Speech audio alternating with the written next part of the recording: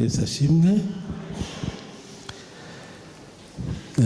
Abo twari kumwe muribuka ko kuwa mbere twasomye mu gitabo cyo kuva igice cya 15 kuva ku murongo wa 22 kugeza ku 25.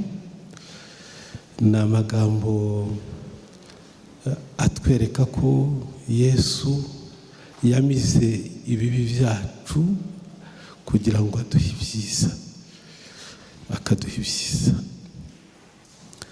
Kwa kabiri twasomye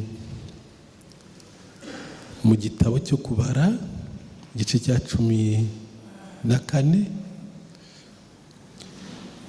kuva ku murongo wa 5 kugeza ku murongo wa 8. Yosuwa na Kalebu baravuga ngo ntimubatinye, abanzi bacu cyari kibatwikiriye cyamaze kubavaho. Twumvise ko hari amasengesho yo gutwikira abakunda Imana, ariko no gutwikurura abanzi b'Imana, imbaraga za Satani zakoranaga nabo zikabavaho. Kwa gatatu twasomye muri Mariko igice cya 2 umurongo wa 10 n'uwa 11. Umurongo wa 11 uravuga ngo ndagutegetse ikorera uburiri bwawe utahe. Abwira umuntu wari umugaye. Bivuga ngo natwe abandi baratwikoreye, natwe tugomba kwikorera abandi. Ese aho sirya ahubwo ryo kuwa 4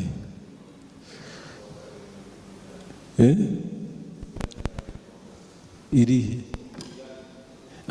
Imigani kuwa 27:12 rivuga ngo umunyamakenga iyo abonye ibibi bije arabyikinga, ariko umuswa ntabihunga ahubwo biramuhitana. Bivuga ngo dukwiye gusengera ibintu bikiri kure. Twumvise ko tugomba gutsinda umwanzi ataratugeraho, tukamutsinda akiri kure. Ayo niyo magambo twumvise muri iyi minsi 4. Uyu munsi kwa 5 turumva gucungurwa icyari cyo. Turasoma muri Petero wa mbere igice cya 1 umurongo wa 18 n'umurongo wa 19. Petero wa mbere igice cya 1 umurongo wa 18 n'umurongo wa 19. Dusome mu izina rya Yesu Kristo. Kuko muzi yuko ibyo mwacungujwe ngo muve mu ngeso zanyu zitagira umumaro mwatojwe na basekuruza banyu, atari ibyangirika nk'ifeza cyangwa izahabu, ahubwo mwacungujwe amaraso y'igiciro cyinshi, nk'ay'umwana w'intama utagira inenge cyangwa ibara, ariyo ya Kristo. Amen.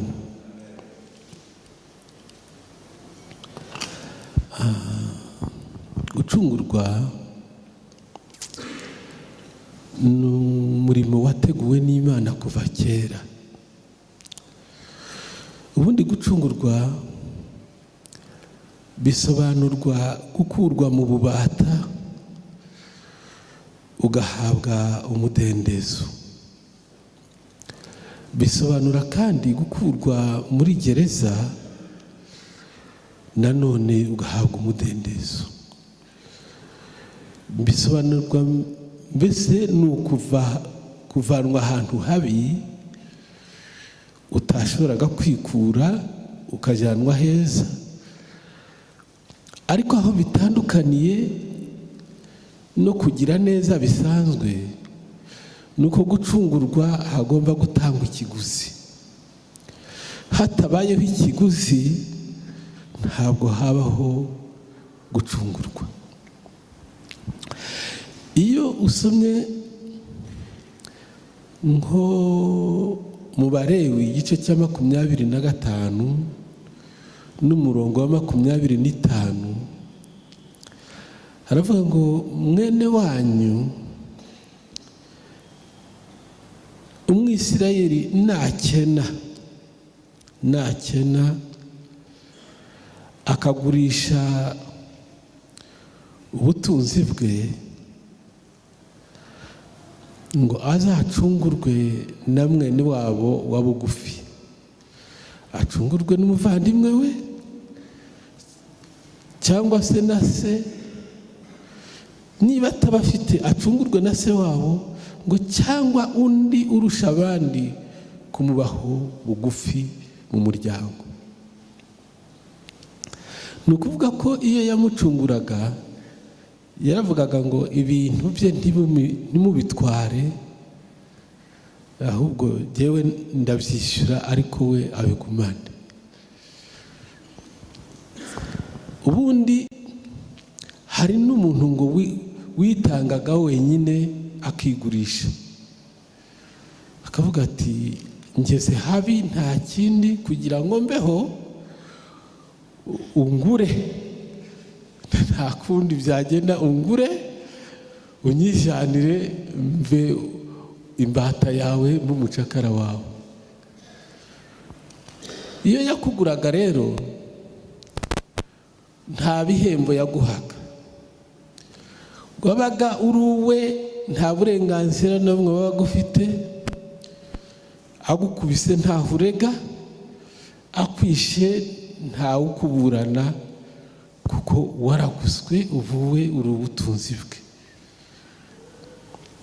Noneho rero ariko haboneka nanone undi muntu ngo wa bugufi mu muryango uvuga ati yewe ntabwo umuryango wacu wavamo umuntu ngo utube kubera ubukene, yewe ndamuguze umugarure bya bintu wa undi yatanze kugira ngo amujyane,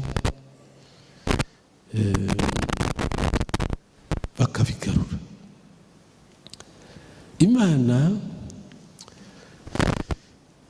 yaraducunguye, ducunguza Yesu Kristo, nibyo, ariko buri Imana ni umwigisha umwe w'umuhanga cyane. Ibintu twebwe dushobora kuvuga mu isaha imwe tukabirangiza, Imana yo yabyigishije abantu imyaka myinshi cyane, imyaka myinshi, imyaka ibihumbi, igenda ibereka icyo kintu cyo gucungurwa, akamaro kacyo, ibereka ko umuntu atacungurwa n'imirimo ye, ibereka ko umuntu yacungurwa n'amaraso. Byatangiriye no muri Edeni,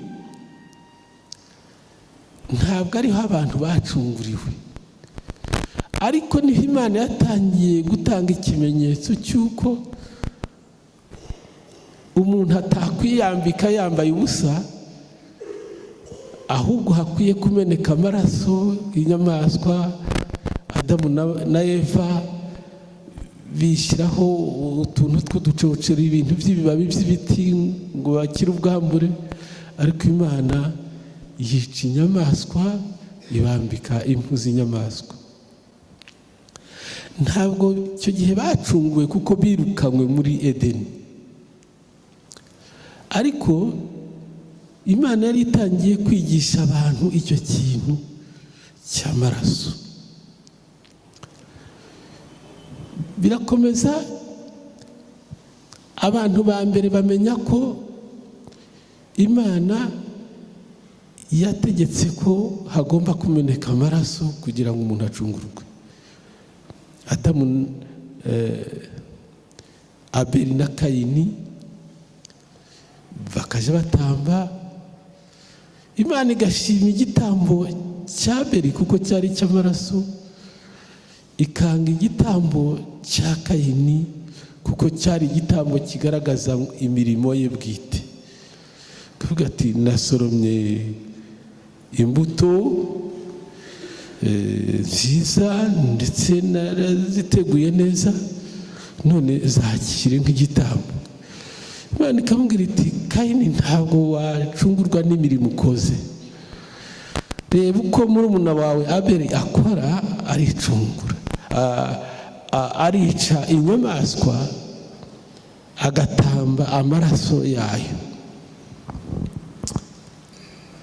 Nawe kora nkabyo. Kayini atoya, ntibishoboka. Nta muntu w'umugabo ufite ubwenge wakwicunguza amaraso y'ikindi kintu, ahubwo akwiye gukoresha imbaraga ze akagaragaza ibyo yakoze. Imana iti ntabwo ari byo. Ariko Abeli ati jyewe ndabyumva, kuko ibyaha biri mu maraso, kandi amaraso yanjye arimo ibyaha. Ntabwo rero yewe nubwo napfa, amaraso yanjye ntabwo yancungura, kuko amaraso yanjye, amaraso y'umunyabyaha ntiyacungura umunyabyaha. Nta n'icyo nakora cyose ngo kincungure, kuko icyaha kiri mu maraso. Ati ndabyumva, nkwiye kwica iyi nyamaswa itakoze icyaha, amaraso yayo akameneka mu mwanya w'amaraso yanjye, nkaba ndacungura. Imana iti nibyo. Ikabwira Kayini iti kuki Abeli abisobanukirwa, wowe ntubisobanukirwe? ni ukubera iki? Birananirana kugeza ubwo Kayini agira ishyari, ngo Imana itoranya ku butoni, yica murumuna we kubera ishyari. Izi rero ni teoloji ebyiri zari zihanganye,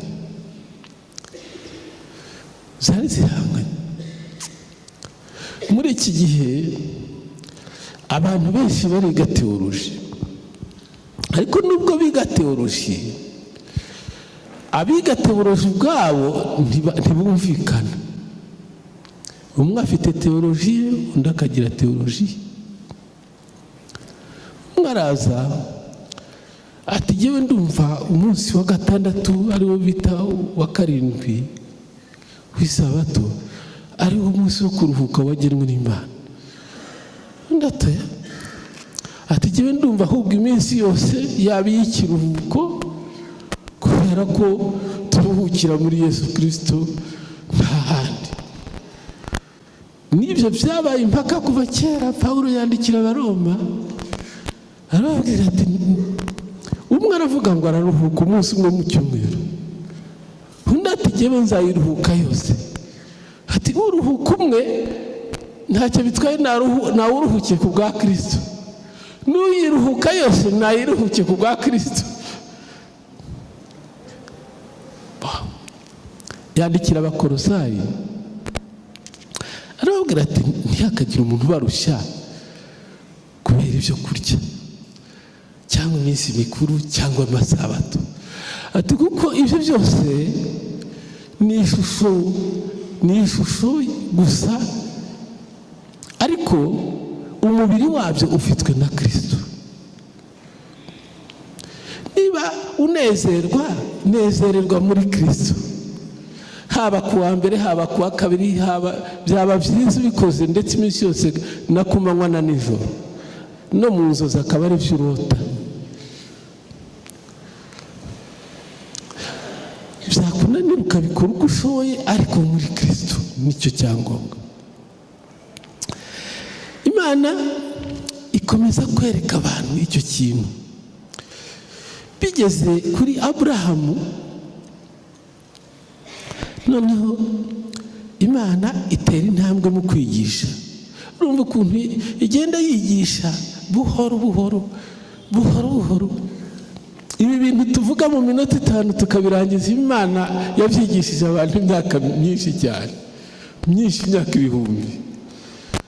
Buriya abantu bazi Imana bitondesha abantu, ntabwo bagenda babasunika babahata, barabitondesha. Umunsi umwe Esawu amaze kumenya ko Yakobo yagarutse ahungutse, ayo makuru murayazi. Noneho amugezeho aramubwira ati ihutega tugende tugere iwanjye. Ariko Yakobo arahakata, ndi kumwe n'abana badashobora kugenda, ndi kumwe n'amatungo yagenze urugendo rurerure amaze kunanirwa, ntabwo twagenda urugendo rwo kwihuta.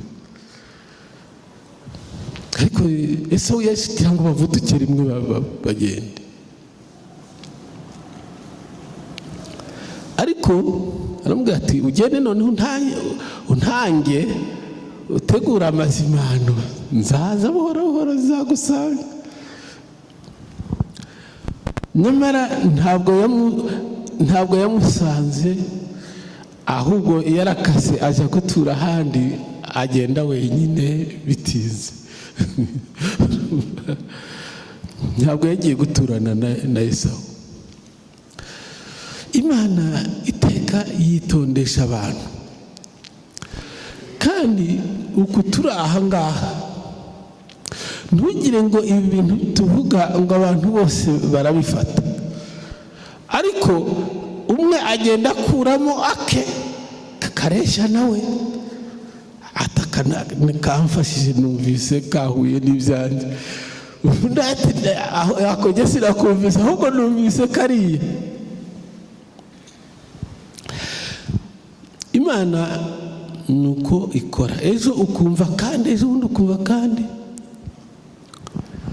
Kera ngikizwa umwigisha yarigishaga nkavuga ntariko ubu hari ibindi bisigaye nzongera kwiga ko numva ibintu byose nabirangije. Ariko niyaza kumva pe bya bindi erega ntaho nari nakera. Sinzi niba bitarababaho, mwaba muri abantu badasanzwe, ariko jya umuntu usanzwe nuko namera buri gihe nkumva ndatungurwa, buri gihe nkumva n'ubu ngitungurwa. N'ubu barigisha bakwigisha ibi bintu byabagaho muri Bibiliya. Imana nuko igenda yigisha buhoro buhoro buhoro buhoro. Abantu bakunda gusimbuka intambwe biruka kenshi bakunda guhura n'imyuka mibi,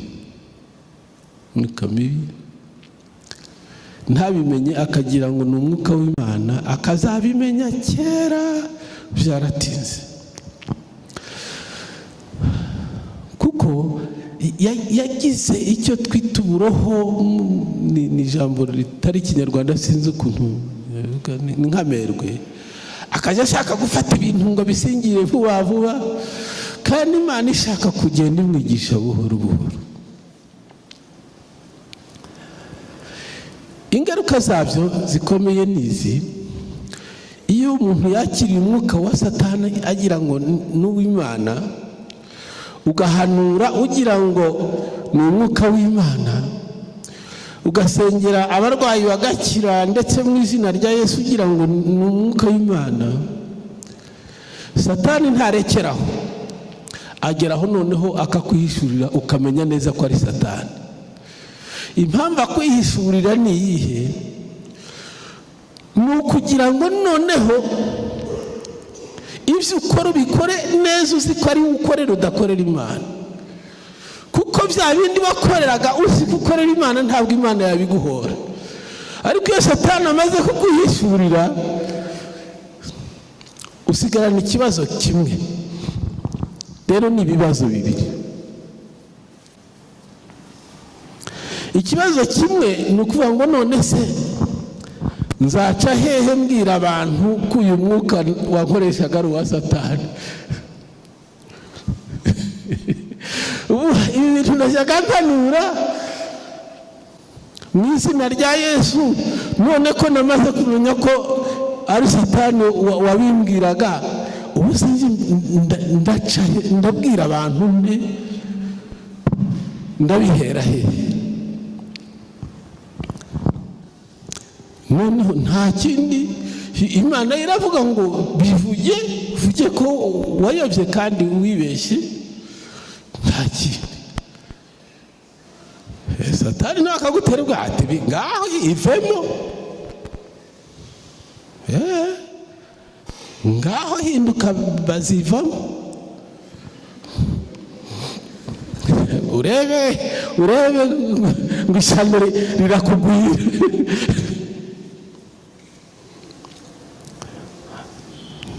Ariko bazivamo n'izina ryiza burya. Hari ukwivamo uvuga ibi, ariko hari no kwivamo uvuga ibyiza. Ngira ngo izina, hari igihe biba izina ryiza. Buriya na Kayibanda umuntu umwe yarambwiye ngo ku ruhande rumwe ni izina ryiza, ngo ku rundi ni ribi, ngo ariko hari igihe riba ryiza. Ntibite ati biva ku kwibanda, ati wakwibanda ku bintu bibi kuko wakwibanda ku bintu byiza.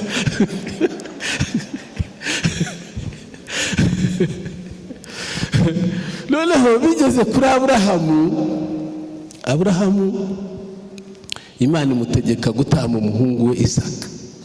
Aho rero byari bikomeye, ntabwo byari bikiri gutamba intama, ntabwo ari ihene, ntabwo ari inkoko, ntabwo ari inuma, ntacyo.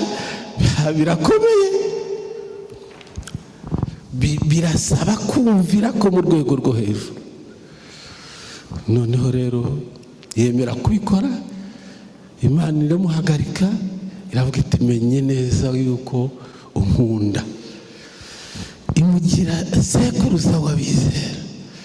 Ubu twese ngo turi urubyaro rwa Aburahamu, ngo muri Yesu Kristo, amen. Kandi twese ngo dufite umugisha wa Aburahamu, kandi Yesu ahinduka ikivume ku bwacu ngo duhabwe umugisha wa Aburahamu. Aburahamu arakomeye mu bwami bw'Imana ye, arakomeye. Hari amasezerano menshi Imana yamuhaye, ariko rimwe yamuhaye yaravuze ngo nzogeza izina ryawe. Izina ryawe rizogera mu isi, nugera no mu ijuru bazahora bogeza izina ryawe. Niko byanditse mu Tangiriro 12. Uje wubaha Imana, ntugakine n'Imana. Imana nikubwira ikintu uje ugikora. Imana yeretse Daniyeli ibyo yakoze, imwereka n'ibintu bizaza kumperuka. Iramubwira iti Daniyeli, uhumure, biriya bizaba mu mperuka, ariko igihe nzatanga ingororano, Daniyeli uzahagarara mu mugabane wawe. Amen. Uzahagarara mu mugabane wawe. Hari abantu bakunda kwigisha gusa ngo Yesu yaravuze ngo ibyo dukora ngo tuzabigororerwa inshuro 100 hano. Hakaba ariho habaneze, iyo bahageze buzura imbaraga zidasanzwe. Ariko hari ibindi tuzagororerwa birenze, tuzagororerwa by'iteka ryose.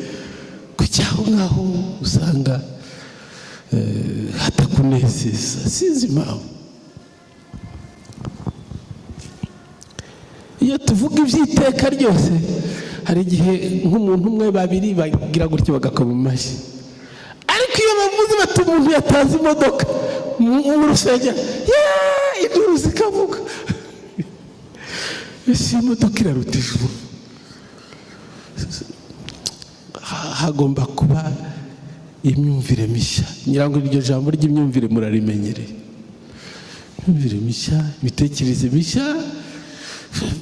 Amafaranga ni meza, afite akamaro, akora ibintu bitandukanye, ariko ntiyaguha ubugingo kandi ntiyakujyana mu ijuru. Igihe kiragera, Imana noneho itera intambwe, yigisha Abisirayeli ikintu cyo gucungurwa. Bivuye kuri Aburahamu, bamaze imyaka 430 muri Egiputa, 400 bayimara ari imbata.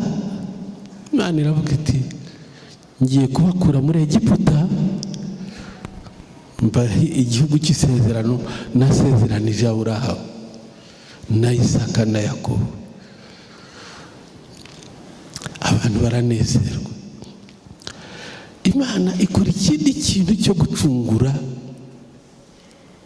Irababwira ngo mufate amaraso y'intama mujye muyasiga ku miryango n'ahandi no ku marembo n'ahantu hose, ngo kugira ngo marayika urimbura wica abana b'imfura naza gutambuka nijoro abantu n'abanyu badapfa. Baramenye vuga bati amaraso y'intama arakomeye. Amaraso y'intama yakijije imfura z'abahungu bacu. Amaraso y'intama arakomeye. Urumva ishuri baragenda baryiga, abantu bamenya batangiye kumenya ko amaraso y'intama afite imbaraga. Ariko bageze mu butayu, Imana irababwira iti mugiye rero noneho gukora Pasika ya mwese. Hacunguwe abana b'imfura, ariko none mwese Abisirayeli mugomba gutamba abana b'intama. Ushaka kubisoma wasoma mu gitabo cyo Kuva igice cya 12, cyose kigenda kibivuga. Noneho Imana ibigisha ukuntu babigenza, noneho ishuri ritangiye gukura, abantu batangiye no kumva, bagenda binjira mu bundi bumenyi. Iravuga iti mu gihe rero mutamba umwana w'intama muzatambe, ariko munamurye.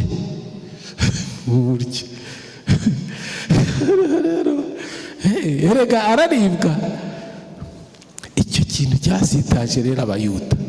Ati ndababwira ukuri, erega nimutarya umubiri wanjye ngo munywe n'amaraso yanjye ntimuzabona ubugingo buhoraho. Batumva kandi yajyaga agira neza agakiza abarwayi, ariko ibi ntitwabyihanganira. Imana irababwira iti noneho muri icyo gihe cyo musangire umukene yegera abatunzi basangire, mwese musangire. Kandi muzarye n'imboga zirura, imboga isogo, nta kurya za zindi ziryoshye ya isogo. Abatarazimenye bati bakazirya bashize iryinyo ku rindi, ari ukuzirira itegeko gusa. Imana ishaka kwerekana yuko umucunguzi azanyura mu mibabaro no mu bisharira. Imana irongera irababwira iti kandi umwana w'intama muzasangira ntimuzamuteke, ahubwo muzamwotse, muzarya inyama zokeje. Urumva inyama zokeje nta gasosi. Ariko Imana nayo iraruhanya, idusaba ibintu bitagize. Uburisho ni imboga zirura, nta sosi. Kuki iyo ntama igomba guca mu muriro werekana imibabaro? Bivuga ngo Kristo intama y'Imana azaca mu mibabaro, azaca mu muriro w'imibabaro. Abantu bajye bavuga ngo yewe ngo narababaye, ngo imibabaro nababaye ngo iraruta iyo Kristo yababaye. Ntibibaho. Bibiliya ivuga ngo igihano kiduhesha amahoro cyagiye kuri we. Ni ukuvuga ngo yababazwe ya mibabaro igaragara mu mubiri, ababazwa n'indi yo mutima, ababazwa n'iyo twari kuzababara mu muriro utazima. kugira ngo igihano kiduheshe amahoro cyose kije kuri we. Ntabwo ari imibabaro y'umubiri gusa, niyo muri Gehinomu yose yarazamutse ija muri we. Bitekereze rero, na Yobu ntabwo ibya Yobu byari ku mubiri no mu mutima bukeye, ariko Yesu yababajwe birenze. Niyo mpamvu Bibiliya ivuga ngo wababarirwa ute wirengagije agakiza kangana gatya. Igihe kiragera noneho Yesu arabambwa. Abambwe ku musaraba mu kuducungura, mbese muri rusange mbere yo kuzuka hari ibintu 10 Yesu yakoze bitari gukorwa n'undi muntu.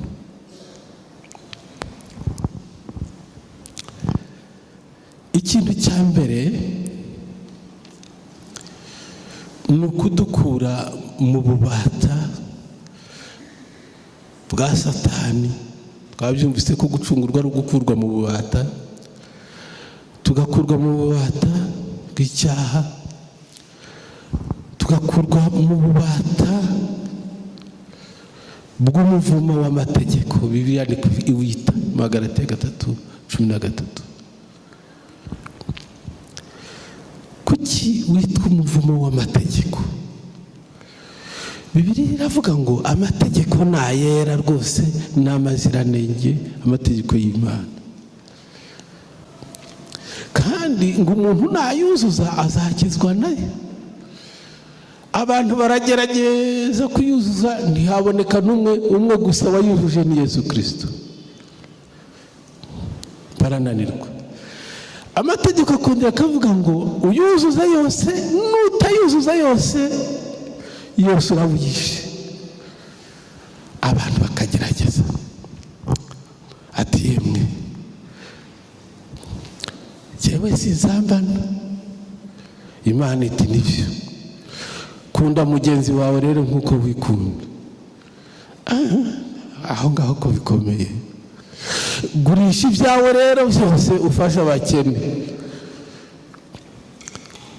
Bose barananirwa. Yesu we ibintu byose baramwambuye, n'imyambaro yose barayimwambura, n'umwambaro umwe wa nyuma ngo badashobora ngo barawufindira, basigara yambaye ubusa, ngo kugira ngo ubukene bwe budutungishe.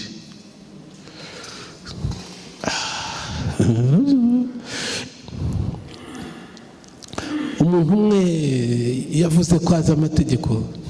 Yesu aramubwira ati yewe, ati nturi kure y'ubwami bw'Imana.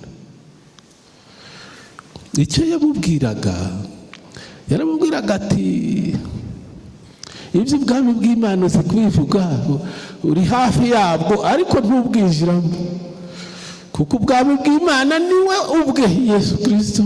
Aho ari niho hari ubwami bw'Imana. Jewe duhagararanye, unyizeye nibwo wabiba mu bwami bw'Imana, ariko ntunyizere.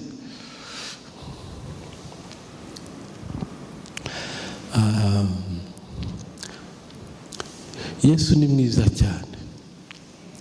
Umuntu umwe yaramubwiye ati mwigisha mwiza, niki nakora ngo nuzuze amategeko?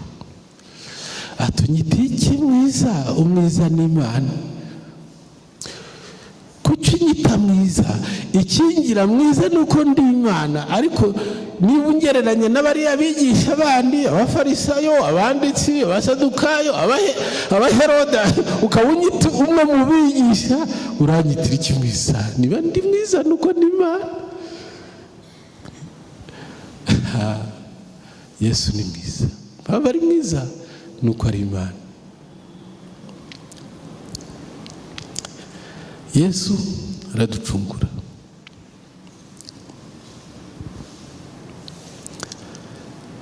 Ikintu cya kabiri Yesu yakoze ni umurimo w'ubuhuza, guhuza abantu n'Imana no guhuza abantu n'abandi. Nibyo Pawulo yavuze ati muri Yesu Kristo abacunguwe na Yesu nta muyuda, nta mugiriki, nta munyamahanga, nta mwisirayeli, aduhuza n'Imana kandi arongera aduhuza n'abandi bantu. Buriya abantu bakunda amacakubiri ntabwo bamenye icyo Yesu yakoze ku musaraba, ntabwo bazi umurimo wo gucungura akamaro kawo. N'ubu nyuma y'imyaka ingahe myinshi cyane ducunguwe, ariko abantu baracyakunda amacakubiri, bakunda kwirema ibice.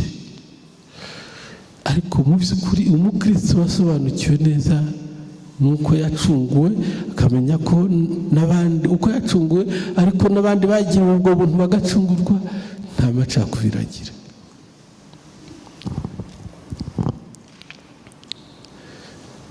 Undi murimo Yesu yakoze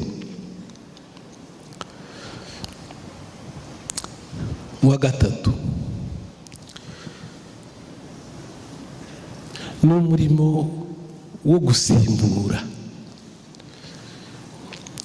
Sinzi niba pasiteri yamfasha cyangwa abandi bazi Igifaransa cyangwa Icyongereza. Substitution ni ugusimbura umuntu akajya mu mwanya wundi, sibyo? Ngwino hano wa musore, reka ne kuguterwa wa data, wowe uri Yesu. Utagira ngo nakuvuze nabi. Baragukubise. Yewe nijye ukubitirwa, urakubitwa mu mwanya wanjye, nijye wagomba gukubitwa. Barakubise, hindura umugongo, ryama, fukama, bashinga hano byose. Ibi nibyo bita substitution. Wahindutse substitute. Incu bakwiswe umwanya wanjye. Iki kintu nicyo Yesu yakoze. Igihano kiduhesha amahoro kijya kuri we. Uwo ni umurimo wa kangahe? Wa gatatu. Ariko haza undi murimo wa kane nawe mumfashe, witwa identification. Vuga ngo identification cyangwa identification. Sibyo? Ni ukuvuga ngo wowe nanjye noneho ibyo gukubitirwa ntibikiriho, ahubwo urafashe tubaye amen. Urumva hari ukuba yahanwe ku bwanjye, ariko noneho afashe ibyaha byanjye byose, kamere yanjye yose, jyewe wa kera, umuntu wanjye wa kera, kamere y'icyaha cyose ya kera, jyewe wa kera, niko biriwe ngo tubaye amen. Noneho icyo kintu gitandukanye n'icya mbere. Icya gatatu cya substitution yagiye mu mwanya wanjye ariko wari no kuzajya mu muriro, nawe umubabaro wo mu muriro wose Gehinomu nizije muri imwirundamo, ahindutse incungu. Ariko noneho ntibirekeye aho ngaho, ngo utarigeze kumenya icyaha ahindurwa kuba icyaha ku bwanjye, kugira ngo muri we mpinduke gukiranuka kw'Imana.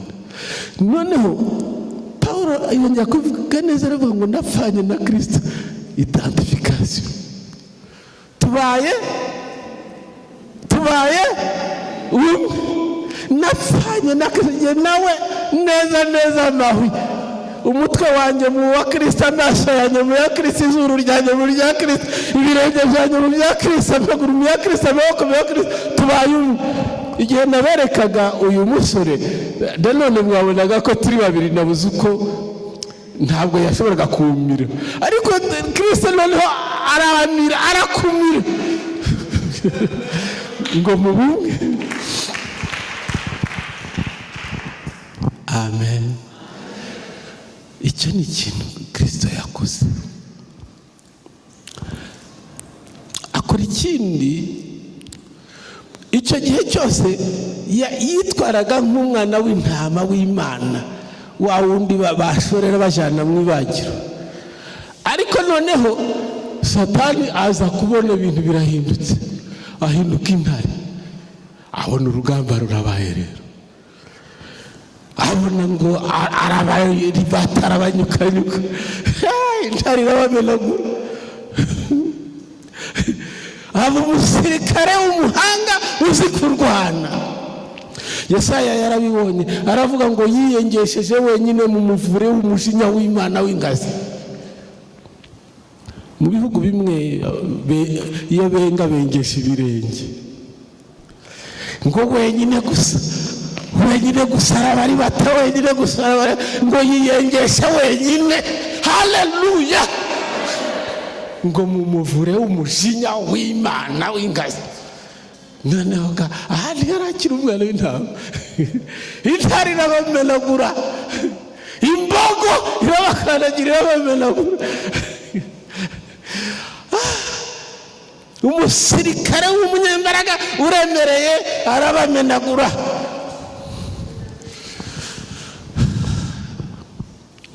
Imana ishimwe. Kiri kintu Yesu yakoze, ngo abari abatware n'abafite ubushobozi arabahemura. Imana yivuga kubw'intsinzi ya Yesu ku musaraba. Imana irangurura ijwi ry'impundu ku bwa Yesu ku musaraba. Ariko buri Imana irirangurura, yarirangururiye muri Yesu. Hari amagambo 7 Yesu yavuze ku musaraba, nta mwanya uriho kuyavuga. Ariko yarangije ngo avuga n'ibindi abantu batumvise, ngo arangurura ijwi, ngo umutima uraca. Ibyo yavuze ntawabyumvise, ni iryo jwi ry'impundu. Haleluya! Ijwi ry'impundu ararirangurura. Imana Data mu ijuru ararirangurura, Umwuka Wera ararirangurura, na Yesu ku musaraba ararirangurura. Imana ishimwe. Ikindi kintu Yesu yakoze, Yesu atanga ikiguzi, gucungura iteka kujyana n'ikiguzi. Imana Yesu atanga ikiguzi cy'amaraso ye. Nibyo Petero yavuze ati, ntimwacungujwe izahabu, ntimwacungujwe ifeza, ntimwacungujwe ibindi bintu byo mu isi byononekara, mwacungujwe amaraso y'umwana w'intama atagira inenge, atagira ikizinga, amaraso yera, amaraso y'igiciro, amaraso y'Imana. Ariya maraso ntabwo yacunguye twebwe abari mu isi gusa, yacunguye n'ijuru. Bibiliya iravuga mu Baheburayo ngo Yesu amaze kuzuka, azukana amaraso ye ngo ayejeshe ijuru. Kuko mu ijuru hariho ahantu hari haranduye, aho Satani yanyuze hose ahunga amaze kugomera Imana, hose hasize ikizinga, ngo amaraso ye ayejesha n'ijuru.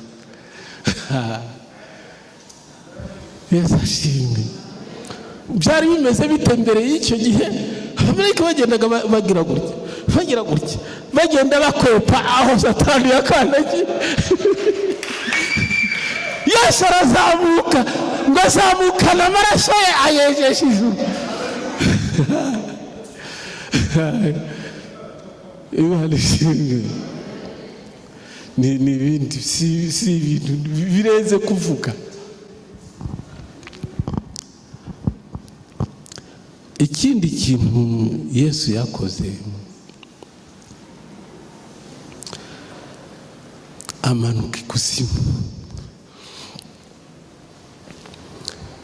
Yapfuye kuhakandagira gusa gutya, ngo iva z'abera zirarangara, ibitare biramenagurika, ibibuye binini biramenagurika, imva z'abera zirarangara. Ngo barasohoka ngo b'i Yerusalemu barababona bambaye imyenda yera.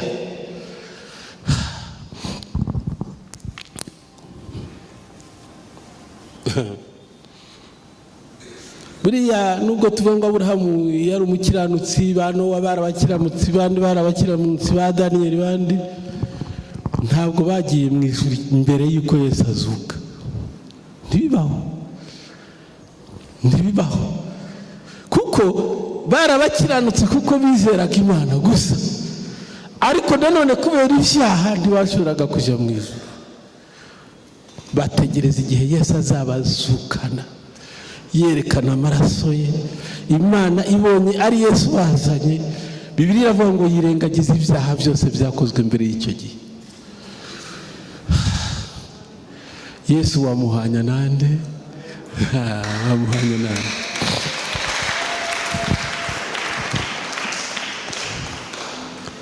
Yesu arakomeza. Ijambo ry'Imana yavuga ngo amara iminsi 2 ikuzimu, azuka ku munsi wa 3 ikuzimu, ngo abwira imyuka itarumviye Imana ubutumwa bwiza abigisha. Ariko amagambo yababwiraga ni amagambo yo kubacira urubanza, ngo kuko bazi Imana, kuko bamwanze. Iminsi 2 yose ababwira.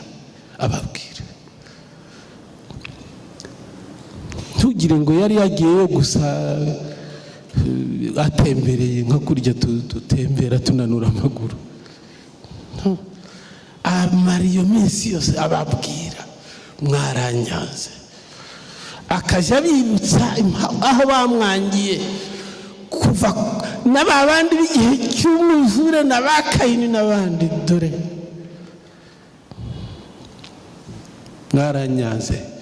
Ntabwo yababwiye ubutumwa bw'agakiza, yababwiye ubutumwa bwo kubaciraho iteka kuko bamwanze. Babandi ba Aburahamu n'abandi bo bakomeje gutegereza igihe azukira akabazamukana.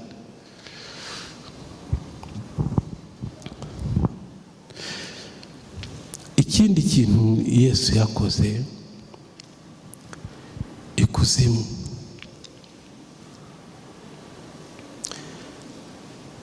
Yabatse imfunguzo bose. Buriya Satani afite nawe afite imikorere, abadayimoni baba bafite ukuntu bakora. Wowe dayimoni uzana amahane zana, wowe dayimoni w'ibyaha n'ibizana,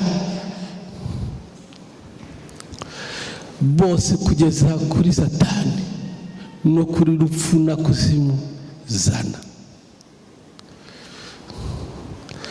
Niko yabwiye Yohana ati ntutinye Yohana, nari narapfuye ariko none ndiho kandi mporaho, kandi nijye ufite imfunguzo z'urupfu n'iz'ikuzimu. Yesu avuze ngo baho ubaho, avuze ngo urapfa none urapfa, avuze ngo urakira urakira, avuze ngo humura humura, avuze ngo ntugire ubwoba, avuze ngo ndakurinze ntacyo uzaba, urarinzwe,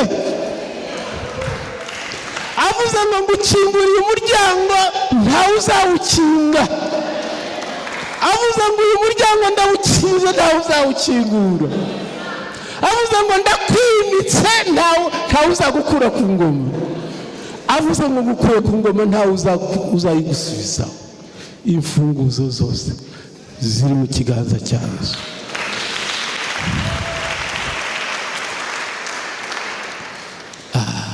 Yesu ni mwiza, Yesu ni mwiza. Mbere yuko akora ibyo, Bibiliya avuga ngo yabanje kubaboha. Yabivuze mbere avuga ngo nta wakwinjira mu nzu y'umunyamaboko ngo amunyage ubutunzi bwe, imfunguzo ze atabanje kumuboha. Amen. Icyo yabanje gukora, zana amaboko Rusiferi akaboha, zana amaboko Rupfu akaboha, zana amaboko. Muri iyo minsi ibiri yahimaze ababoha, ari no kubabwira.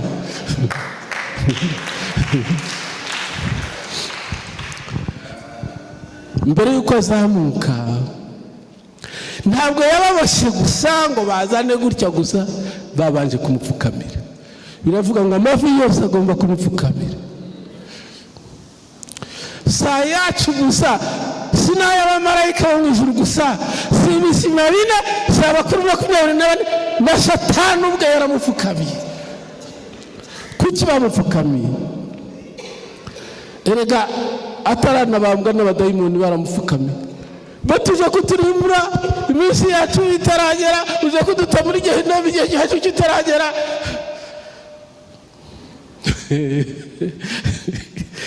Yagezeyo bose barapfukama kugira ngo atabata muri Gehinomu igihe cyabo kitaragera, kuko amavi yose agomba kumupfukamira. Uzanga gupfukamira Yesu umuramya, uzamupfukamira uhinda umushyitsi.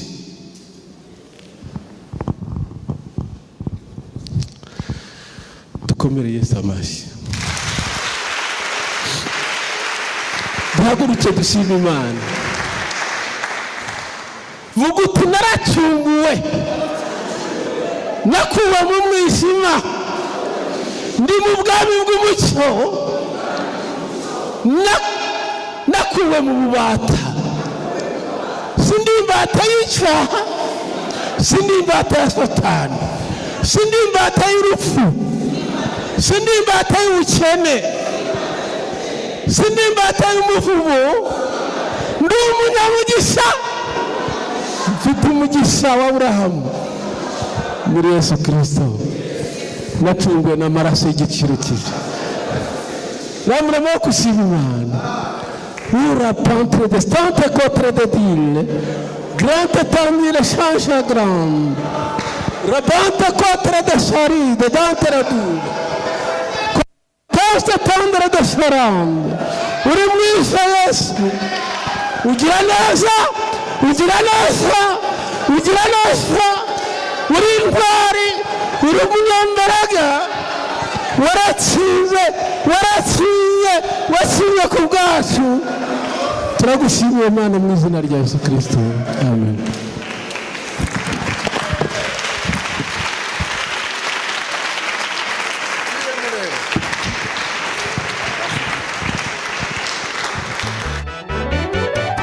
Yesu niwe shuti yawe.